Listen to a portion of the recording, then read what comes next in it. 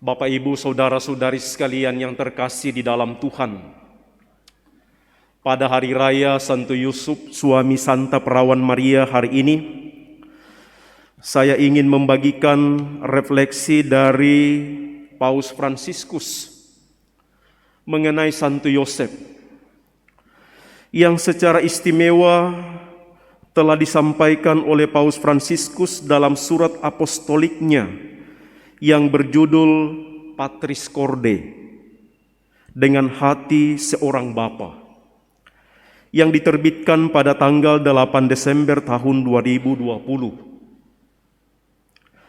Penetapan itu bertepatan dengan hari ulang tahun ke-150 penetapan Santo Yusuf sebagai pelindung Gereja Universal oleh Beato Pius ke-9 pada 8 Desember 1870.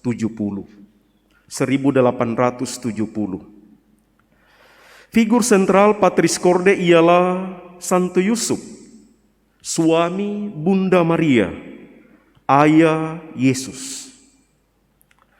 Sebelum Paus Fransiskus, Paus Pius ke-12 telah menggelari Santo Yusuf sebagai pelindung para pekerja, dan Paus Yohanes Paulus II menghormatinya sebagai penjaga Sang Penebus. Pertanyaannya, mengapa Santo Yusuf?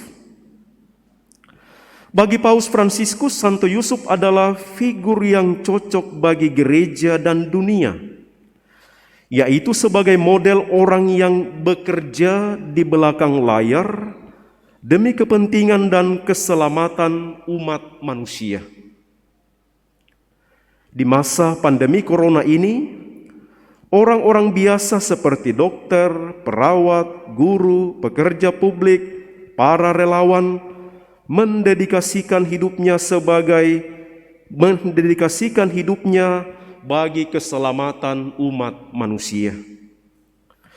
Mereka itu tidak menjadi headline berita di media, namun tulus mengabdi dan melayani. Itulah contoh aktual semangat Santo Yosef. Ia seorang ayah yang pekerja dan sangat tulus. Ia melindungi Maria dan Yesus demi keselamatan umat manusia. Tanpa banyak tampil dan dalam diam, ia turut dalam karya keselamatan Allah. Krisis global karena pandemi corona menantang kita untuk berbela rasa seperti Yusuf yang saleh. Dalam Patris Corde itu, Paus Fransiskus menyebutkan keutamaan-keutamaan yang dimiliki oleh Santo Yusuf. Yusuf adalah seorang bapa yang terkasih. Ia suami Maria, ayah Yesus. Paus Paulus ke-6 melukiskan bahwa Yusuf mendedikasikan status dan hidupnya demi keluarga kudus. Dengan kata lain, ia memberi dirinya bagi seluruh rencana keselamatan. Yusuf juga adalah seorang bapa yang lembut dan penuh cinta. Ia menyaksikan Yesus yang tumbuh penuh kebijaksanaan. Sebagai ayah, ia melindungi anaknya dengan penuh kasih dan kehangatan. Ia menampilkan figur kerahiman Tuhan bagi anak-anaknya. Ia mengajar mereka berjalan dan mengangkat mereka dengan tangannya, membungkuk untuk memberi makan. Pada Yusuf, Yesus merasakan kehangatan kasih seorang bapa. Seperti bapa sayang kepada anak-anaknya, demikian Tuhan sayang kepada orang-orang yang takut akan Dia. Kualitas kebajikan lain pada Yusuf ialah Yusuf sebagai bapa yang taat. Penginjil Matius melukiskan 4 mimpi Yusuf yang ditandai sikap taatnya pada kehendak Allah. Pertama, ketika ia mengetahui bahwa Maria tunangannya telah mengandung dari Roh Kudus. Seperti yang kita dengarkan dalam Injil hari ini. Yusuf tidak mau mencemarkan nama Maria di muka umum. Ia taat menjalankan kata-kata malaikat dalam mimpinya. Janganlah engkau takut mengambil Maria sebagai istrimu, sebab anak yang di dalam kandungannya adalah dari Roh Kudus. Yesus bangun dan melakukan apa yang dikatakan oleh malaikat itu. Mimpi kedua Yusuf adalah Yusuf taat pada perintah Tuhan untuk mengungsikan anaknya ke Mesir karena ancaman Herodes. Dan mimpi ketiga adalah kembali dari Mesir ke tanah Israel. Dan mimpi yang keempat adalah mengungsi ke Galilea untuk menetap di kota Nazaret. Yusuf juga adalah seorang bapa yang siap menerima. Ia menerima Maria dengan tulus hati. Ia percaya pada kata-kata malaikat Tuhan. Ia figur seorang pria yang menghormati perempuan. Ia tidak mau mempermalukan Maria di hadapan umum. Ia pria yang bukan hanya berpikir logis, tetapi terutama bertindak sensitif. Yusuf memberi teladan bagi kita untuk melawan kekerasan bagi perempuan. Yusuf juga digambarkan sebagai bapa yang berani dan kreatif. Yusuf tidak lari dari kesulitan. Dalam situasi sulit, ia berani memilih tindakan yang bukan menurut pilihannya sendiri. Dalam situasi dilematis, ia menjadi mujizat bagi keselamatan Maria dan anak Yesus. Ketika tidak ada tempat bagi Maria di Bethlehem, Yesus menyediakan palungan hewan yang nyaman.